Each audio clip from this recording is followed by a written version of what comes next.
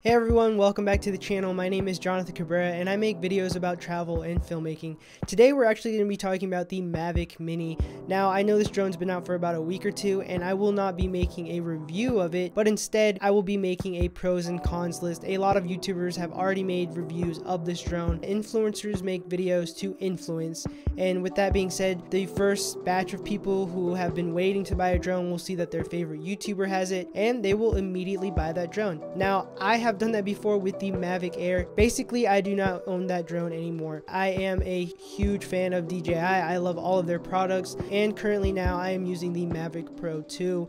So I do love their products. This is not bashing it or anything. It's just going into detail about who this drone is for. First thing I wanted to talk about is how small the Mavic Mini is. It weighs around 249 grams. What's great about that is it doesn't have to follow specific rules and regulations. If your drone is over 250 grams, then you do have to register it, and in some places, because of that weight, you won't be able to fly it. Another pro is that it flies around 30 minutes, which is awesome. It flies just as much as the Mavic Pro 2. 30 minutes will actually give you a lot of flight time for you to practice if you are a beginner. Probably the biggest pro to buying this drone is the price. I think that's what's going to sell everybody on this. The Mavic Mini comes in around $400 to $500 depending on what kit you get. If you go with the $400 kit, it's pretty basic. You get the controller, the drone, and the battery. But if you get the Fly More kit, you get a couple batteries, more accessories, and a bag to go with the drone. And I think for your value, $100 more is way better, because the batteries and accessories for the Mavic Pro 2 are very expensive, and the drone is already starting out at $1,700. That's just with the drone, the battery, and the controller. Now it's time to talk about the cons, and I do have a couple of cons with this drone, but if you're a recreational filmmaker, it shouldn't bother you as much. If you are a pro filmmaker, then this drone just might not be for you. So one of the cons is that this drone just doesn't look professional. Personally, I wouldn't take it to a freelance gig because it just looks like a little toy. Imagine taking a point and shoot to a professional shoot. You want a camera that has interchangeable lenses. People will know that you're more professional. This drone doesn't really shoot professional looking footage. It shoots 2.7K, which is technically just 1080p. It's just high definition. And honestly, if you do have a client, they might ask you for 4K footage. Maybe they paid for 4K. Maybe you charge differently for shooting in 1080 versus 4K. Now, if you are a travel filmmaker, yes, you can go out with this drone and probably get some amazing shots,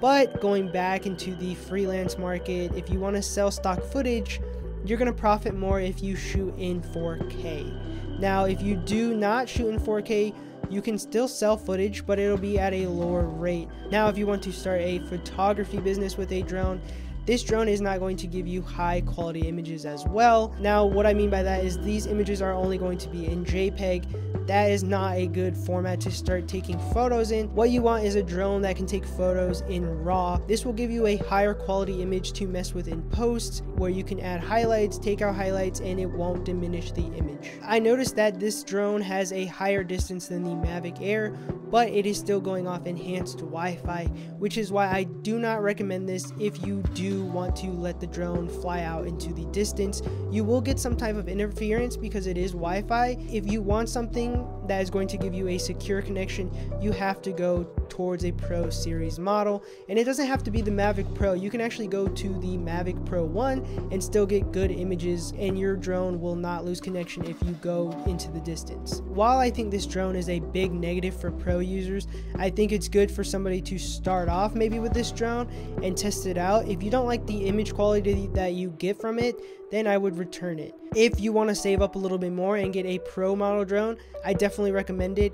If you're somebody who wants to just start off, then I definitely recommend the Mavic Mini and go for the Fly More combo so you can get out there and practice a lot more. I personally wouldn't buy this drone, but it is a step in the right direction. Once they get 4K, they fix the Wi-Fi connection with these things and make it stronger where it can go further distances like the pro models, then I will definitely probably purchase one. But until then, I will stick to my Pro series Mavic Pro 2. If you learned and enjoyed this video, please go down below and hit the like button and subscribe for more videos like this. I will continue to make more content. Thank you so much for watching, and I will see you in the next one. Peace.